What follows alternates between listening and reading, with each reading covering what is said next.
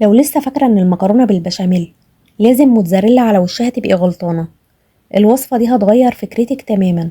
في فيديو النهاردة ان شاء الله هنكسر كل القواعد ونعمل مكرونة بالبشاميل من غير موتزاريلا على وشها، وهتكون بإذن الله طرية وسايحة ولونها وطعمها يجنن بشكل غير طبيعي. يلا نتابع الفيديو للآخر ونشوف كل الخطوات والأسرار اللي تخليها تطلع معاكي ناجحة من أول مرة وأحلى من المطاعم بإذن الله. أنا عبير، لو أول مرة تشوفي قناتي أتمنى تنوريني وتشتركي، ويلا نسمي الله ونصلي على الرسول عليه أفضل الصلاة والسلام ونبدأ على طول. بسم الله.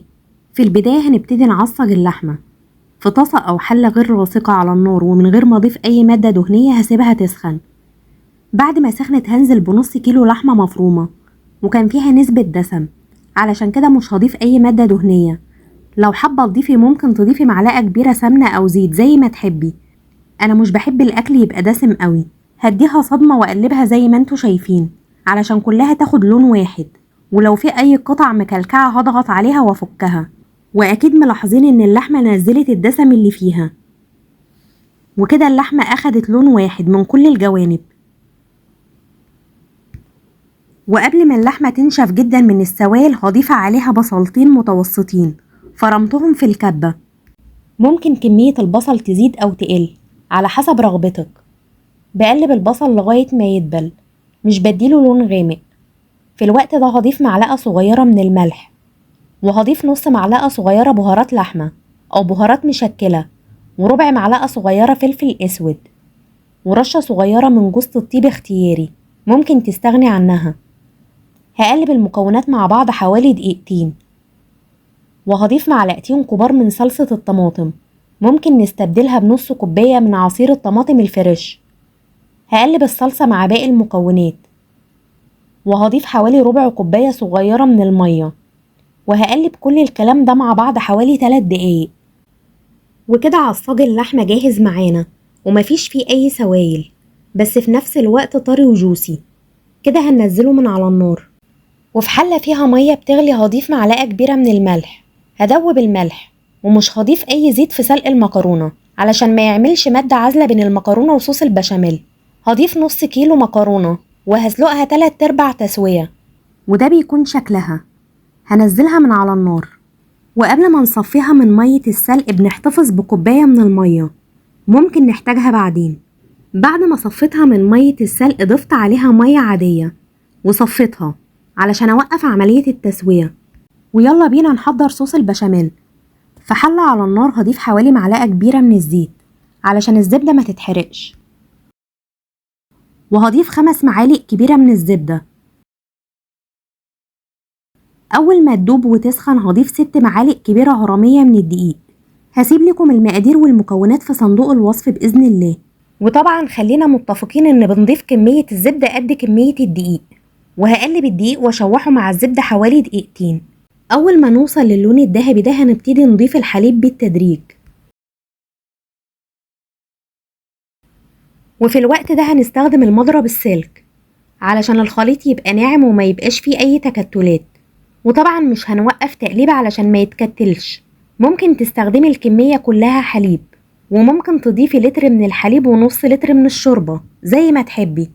بس لو هتضيفي شوربة خلي بالك ان بيبقى فيها ملح، لازم تدوقي الصوص الأول قبل ما تضيفي الملح علشان تظبطي الطعم. ضفت كل كمية الحليب والصوص ابتدى يتقل زي ما انتوا شايفين. هضيف ربع معلقة صغيرة فلفل أبيض أو أسود المتوفر عندك، ورشة صغيرة جدا من جوز الطيب اختياري ممكن تستغني عنها. هقلب كل الكلام ده مع بعض، وهضيف معلقة ونص صغيرة من الملح، والملح طبعا على حسب رغبتك.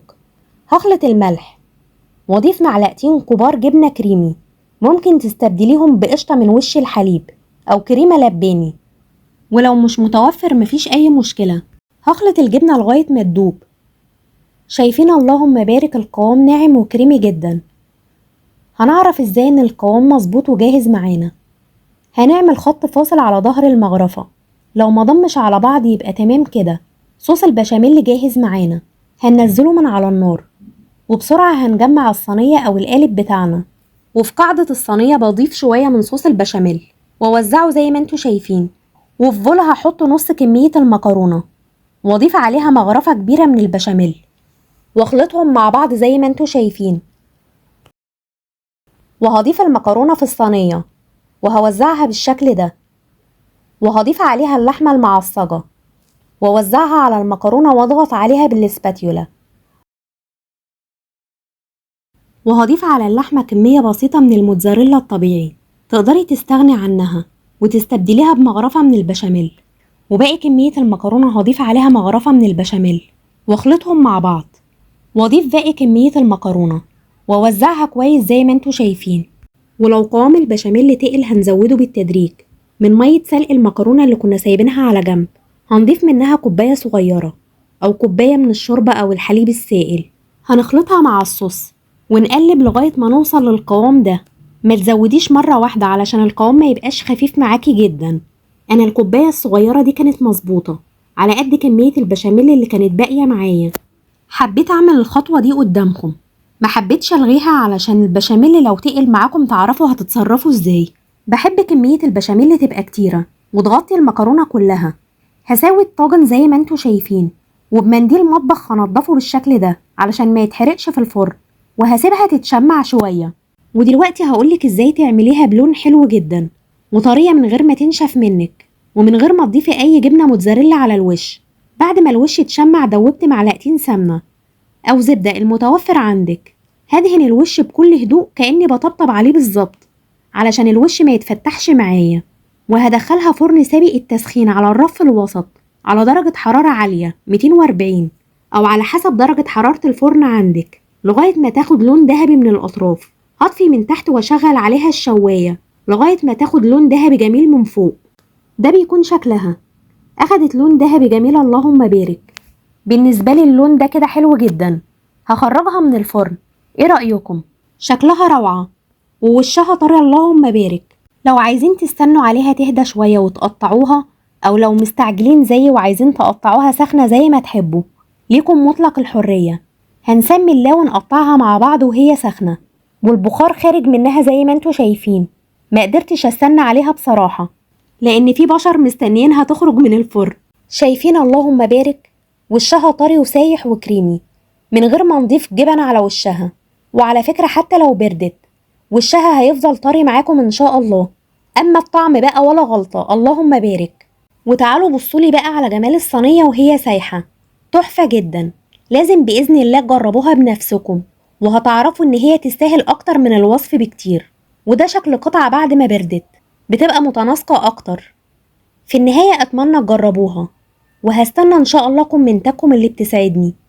وفضلا وليس امرا، لو عجبكم الفيديو ما تنسوش تعملوا لايك وشير، ولو لسه ما اشتركتوش في القناة اتمنى تنوروني وتشتركوا وتفعلوا الجرس على الكل علشان يوصلكم كل جديد من وصفاتنا الجاية بإذن الله. كان معاكم عبير، مع السلامة واشوفكم في فيديو جديد ان شاء الله. اسيبكم في حفظ الله ورعايته، والسلام عليكم ورحمة الله وبركاته.